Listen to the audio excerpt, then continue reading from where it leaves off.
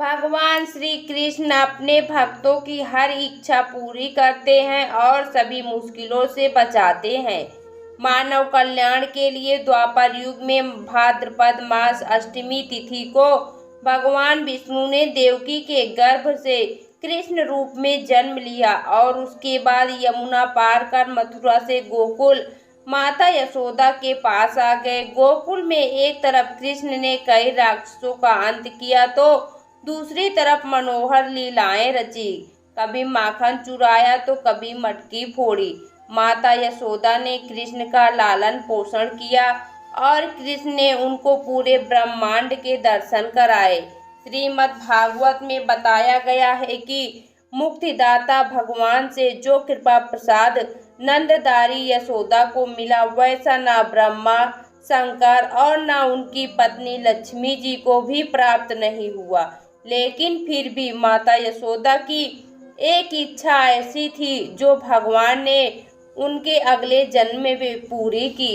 सूर्य ग्रहण वाले दिन मिले थे माता यशोदा और कृष्ण।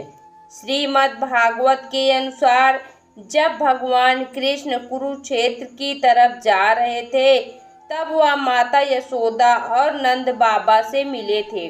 भगवान कृष्ण को देखकर दोनों रोने लगे और ऐसा लगा कि जैसे उनके शरीर में फिर से जान आ गई हो। जिस दिन कृष्ण जी से नंद बाबा और माता यशोदा मिली थी उस दिन सूर्य ग्रहण था और वह वहां तीर्थ स्थल सामंत पंचक के दर्शन करने जा रहे थे। नंद बाबा से हुई मुलाकात। सामंत पंचक वही तीर्थ स्थल है जहां हजारों क्षत्रियों का वध करने के बाद परशुराम जी ने घोर तपस्या की और पश्चाताप किया था। श्री कृष्ण देवकी और वासुदेव के साथ थे जहां उनकी मुलाकात यशोदा और नंद बाबा से हुई थी। इस मुलाकात में देवकी और यशोदा गले लगकर बहुत रोई और उन्होंने अपने सभी गम भुला दिए। इसके बाद एक बार और भगवान कृष्ण की यशोदा माता से मुलाकात हुई थी। तब माता यशोदा ने अपनी आखिरी इच्छा बताई थी। इस मिलन के बाद श्री कृष्ण माता यशोदा से मिलने तब पहुँचे जब वह मृत्युशैया पर लेटी थी और अंतिम सांसों में कृष्ण का नाम लिए जा रही थी। तब उन्होंने कृष्ण से कहा कि लल्ला, मुझे केवल एक चीज का पछतावा है जिसको मैंने आज तक किसी को नहीं बताया। मैं तुम्हारे किसी भी विवाह में शामिल नहीं हो सकी। तब कृष्ण ने कहा, मैया, तुम्हारी यह इच्छा जरूर पूरी होगी। इसके बाद भगवान कृष्ण ने माता यशोदा को गोलोक भेज दिया। बकुला देवी के रूप में लिया था जन्म। पौराणिक कथाओं के अनुसार माता यशोदा का अगला जन्म माता बकुला देवी के रूप में हुआ।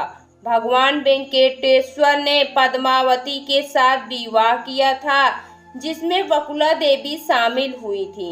एक बार भगवान वेंकटेश्वर को चोट लग गई तब बकुला देवी एक माँ की तरह उनकी देखभाल की थी। बकुला देवी ने ही भगवान विष्णु का नाम श्रीनिवासन रखा था। कैकेयी ने लिया वरदान। जब भगवान विष्णु ने राम का अवतार लिया था तब कैकेयी राम से बहुत प्रेम करती थी, लेकिन काल चक्र में कुछ कार्य होने की वजह से उन्होंने राम के लिए वनवास मांगा, लेकिन फिर भी उनका राम के प्रति प्रेम कम नहीं हुआ। वनवास से आने के बाद कैकेयी ने राम से कहा कि अगले जन्म में तुम मेरे गर्भ से जन्म लेना और मुझे अपनी माता बनने का सौभाग्य देना। कौशल्या बनी यशोदा। माता कौशल्या को भी भगवान राम दुखी नहीं करना चाहते थे, तो उन्होंने कहा कि भले ही मैं अगले जन्म में माता कैकेयी के गर्भ से जन्म लूंगा, लेकिन मैं आपका ही पुत्र कहलाऊंगा। भगवान राम ने इस कथन को कृष्ण रूप में पूरा किया। कैकेयी देवकी बनी, जिसके गर्भ से जन्म लेने के बाद भी कौशल्या यशोदा बनी और भगवान कृष्ण हमेशा यशोदा नंदन कहलाए। दोस्तों, आपको यह पौराणिक कथा कैसी लगी कमेंट बॉक्स में ज़रूर बताएं। वीडियो को लाइक करें, शेयर करें और हमारे चैनल को सब्सक्राइब करना ना भूलें। वीडियो देखने के लिए आपका बहुत बहुत धन्यवाद।